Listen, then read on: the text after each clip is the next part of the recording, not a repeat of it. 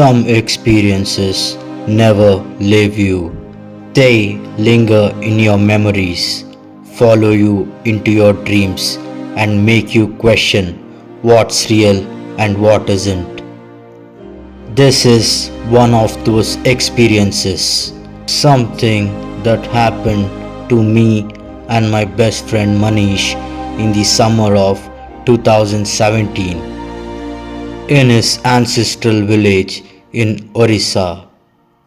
I never told it publicly until now. I was 17 and summer vacations had just begun.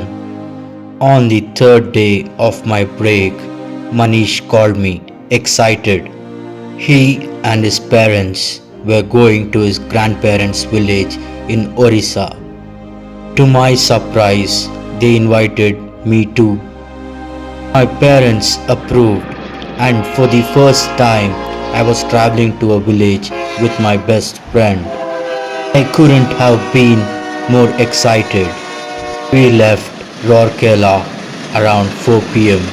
and reached his village close to 10 p.m. The sight that had greeted me was eerie. Tall trees with sprawling branches, dense bushes, and a vast, seemingly abandoned landscape. It felt more like an opening scene of a horror film than a vacation. Manish noticed my unease and assured me I'd get used to it. We planned to stay for 9 days. The next morning, I woke up at 4 a.m. The atmosphere was cool, the village calm, almost peaceful. But as the day went on, the scorching sun and the empty silence began to feel oppressive. On the third day, Manish suggested we start jogging at 4 a.m. It seemed like a good idea, so I agreed. But at 4 a.m., the village outside felt different, haunting. The trees seemed darker and the silence deeper. Still, I felt safe with Manish by my side. Jogging became a daily routine. We'd be out by 4 a.m. and back by 5:30.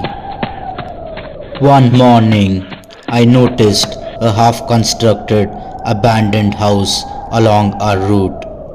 At that hour, with no cars, no adults, and the road swallowed in silence, the sight of it chilled me. When I mentioned it to Manish, he told me a story about it. A story so disturbing, I'm not sure I want to share it yet. But it was enough to make me dread jogging past it.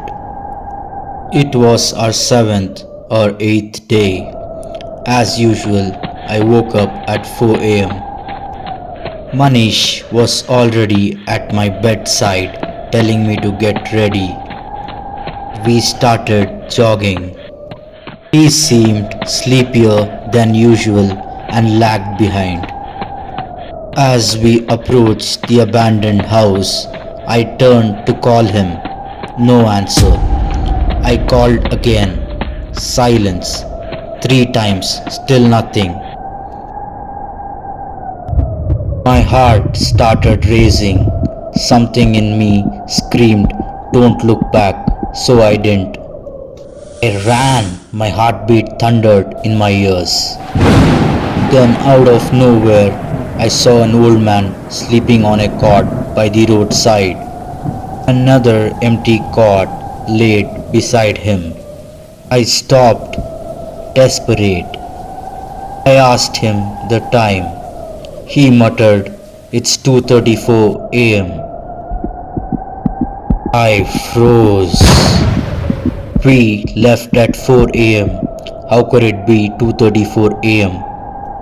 Waiting for Manish to come past me. Too terrified to think.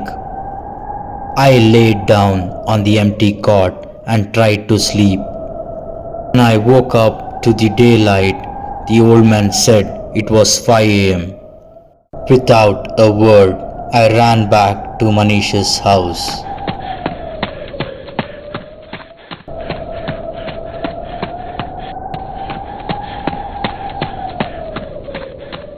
chanting God prayers along my way.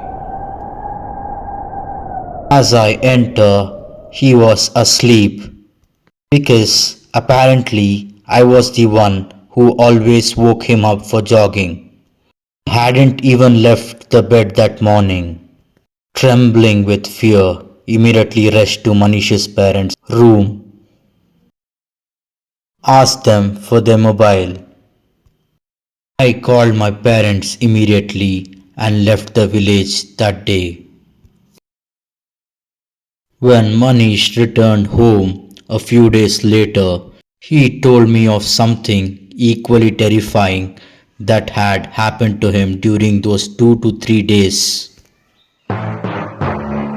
Even now, as I write and narrate this, I feel someone is watching me.